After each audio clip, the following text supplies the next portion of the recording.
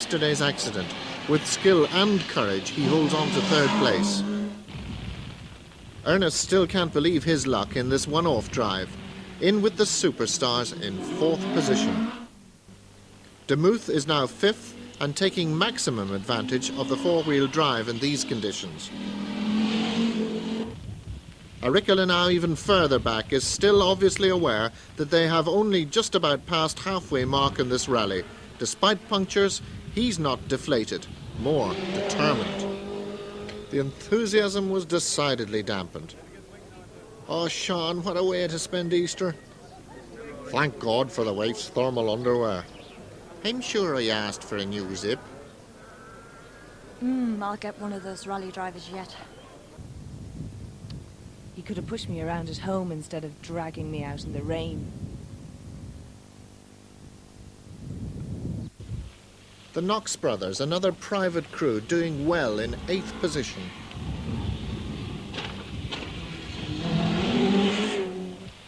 And Ronnie McCartney was now just one place behind them.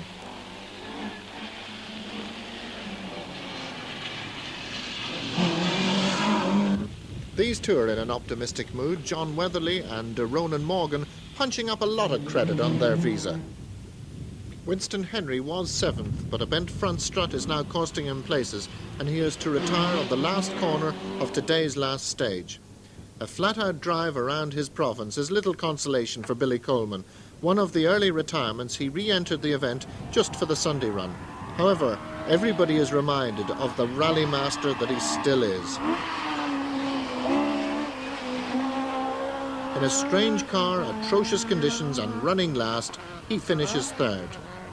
And even if Billy is nowadays in semi-retirement, there will always be other little Colemans to take his place. And now an update from the motoring correspondent of Radio Ballymegash. Agus tír na cóiste céir thugann tíar a Circuit of Ireland Rally, Tuna Higgins de Gera Gora Fardes got 6 tires, number 45, agus they fear sideways. Two Huggin Higgins Esler Crawford photography, fear Ritmore front wheel drive, agus near na cóiste going down the hill, agus Tuna Higgins, Agaleris to go the spectators, Trevor Lusty, coming up fierce quick now, agus near na cóiste Gera, no front lights, Tuna Higgins na 93, agus no de Gera Gora. Is Nicholas all the Hayston, Alice Raste, agus no Hurley, the fine looking woman, Rosemary Smith, Tuna Higgins there, good luck to you, girl.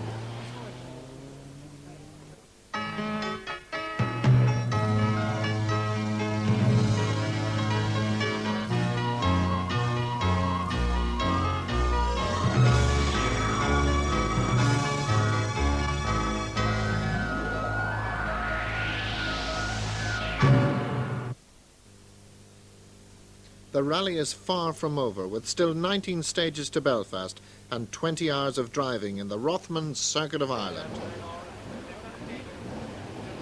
The restart is from Killarney Park Fermy at lunchtime, and something rather unusual is causing Killarney's umpteenth traffic jam for the weekend.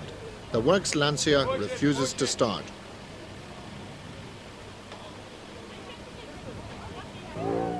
Rising above the heads of the populace, like the tailplane of a 747, the bonnet of the supercar reveals the problem. Rainbows come and go, but the pot of gold is still there for the taking. Brooks leads the field on the long road home. There are still over 600 miles to go, and over 200 of them on special stages. Bertie Fisher is now over 3 minutes behind and quite content with second place. The sun has not set yet for the Evening Herald Lancia, however, and Penty, with the Italian steed now fired up, is determined to gain ground during the run back to Belfast. Chris Lord is now leading Group A despite a continuing fuel vaporization problem, while other cars have a different way of relieving themselves of excess fluid.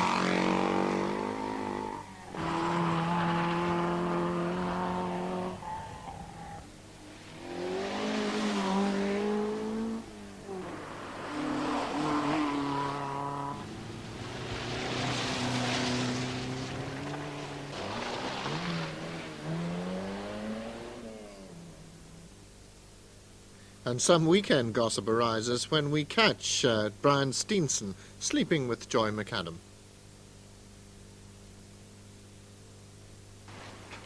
Number 106, Eugene Megan, last but not least on the road. And another stage is completed.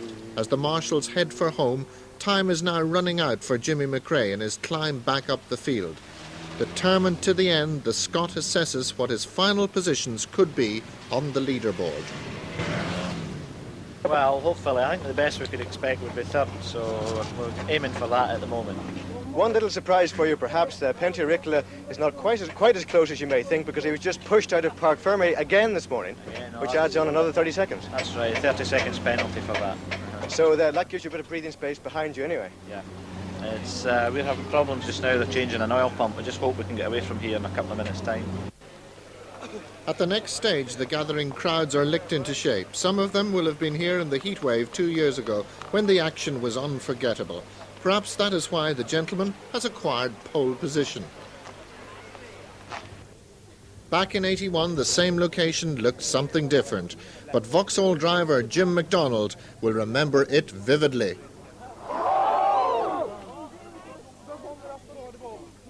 Jimmy McRae also kicked up the dust that year, but in a more professional manner.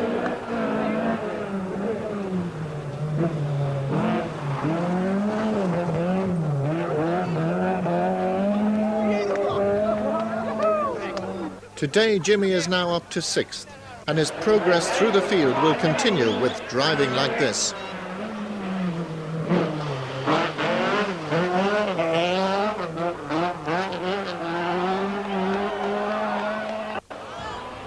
Brooks knows he can't afford to slacken the pace, and he and Mike Broad look very much in command at the Andrews Heat for Hire Vauxhall.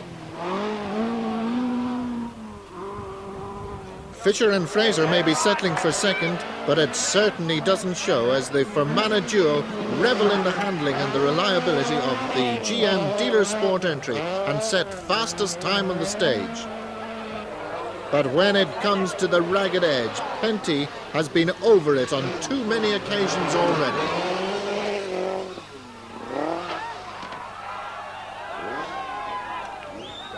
This incident cost Penty vital seconds and lets the German champion Harold Demuth slip-slide his Audi into 5th place.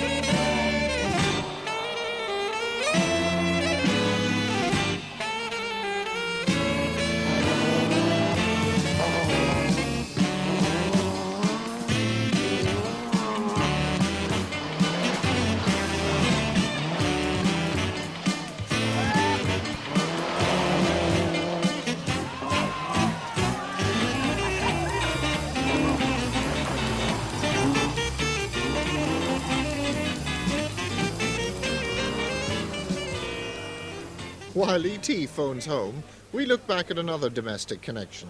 Co-driver Hilary Wilson has been telling her husband James where to go.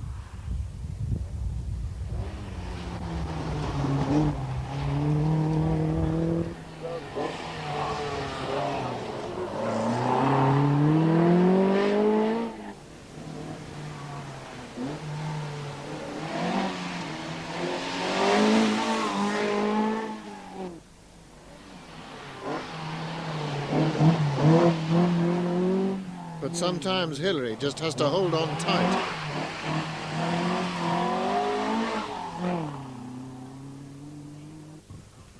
After a 15-minute service is on to the next stage, where the spectators include some of the country's top brass.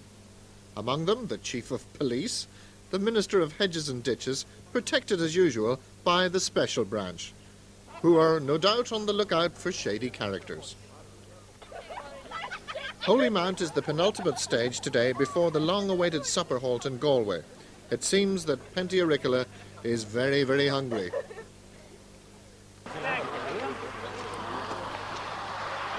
The Lancia is surviving this punishing rally fairly well.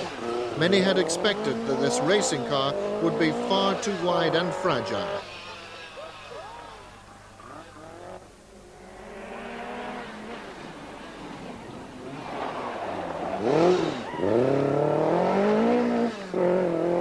Russell Brooks now concentrates on avoiding any mistake at this stage.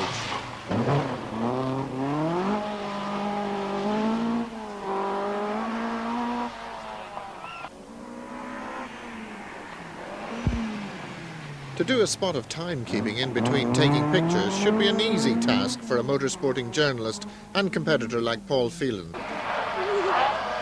Bertie Fisher tries to stretch it to the limits.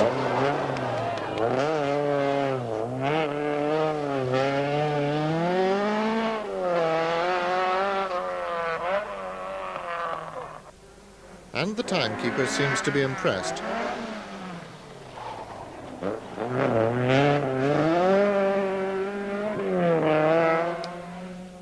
Third man Brendan Fagan, still on painkillers, remember, is soon to retire due to an unfortunate road accident.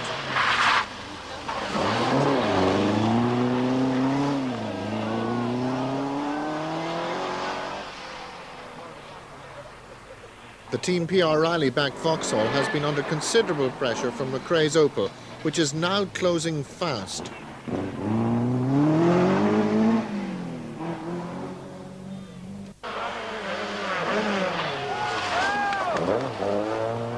Jimmy has the Irish crowds behind him all the way.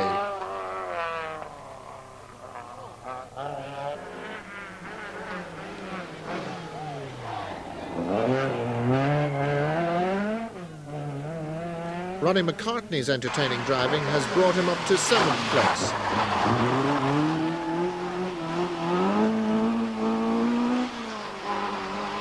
And he's now not far behind Ernest Kidney and co-driver Peter Scott in that Datsun.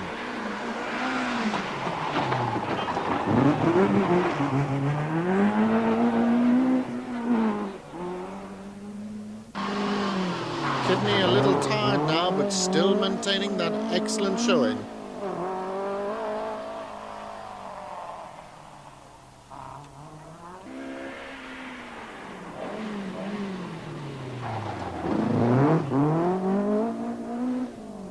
And Stanley Orr's stylish driving of his RS 2000 has impressed many along the route. He holds his class lead comfortably by an incredible 10 minutes. Frank Fennell also leads his class, but by an even greater margin.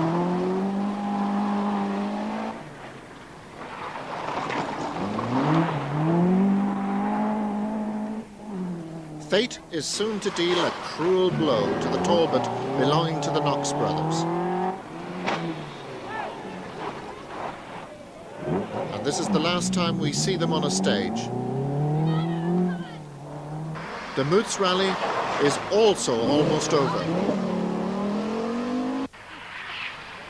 Meanwhile, others try to pick up those vacating places.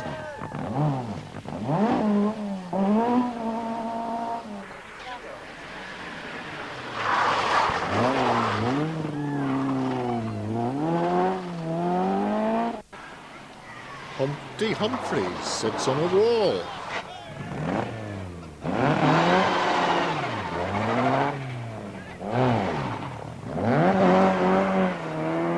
The Wilsons are up to no good at all. And all Lusty's horsepower and McElroy's strain brings McCullough and Singleton together again.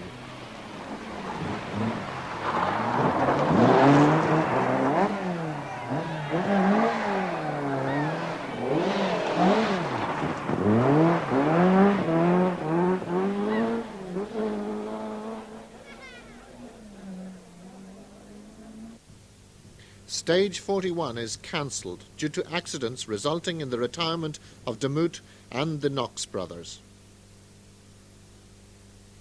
A final service before supper and a 2-hour rest. Fisher in second is well ahead of Fagan. Does his service manager regard this as a secure margin? It gives him that wee bit of leeway if he has a puncture or something like that, but there is that other point, you know, if he thinks he has too big a cushion, then he can very easily relax too much and throw it away. So serious misfortune for Russell Brooks, and this could be the first circuit win for Bertie and yourselves. Yeah, well, I wouldn't wish that on Russell either, would I? But yet it could be. Well, I mean, there's still quite a bit to do. The section after the Leave outer rad and between there and the north, I mean, that is a very, very tricky section of stages. So fingers crossed at the moment. That's the way it is at the minute, yeah.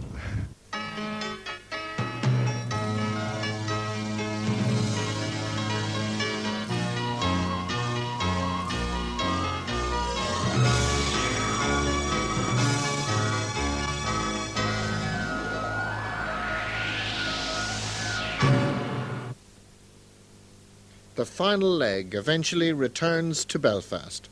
They complete the first half in darkness.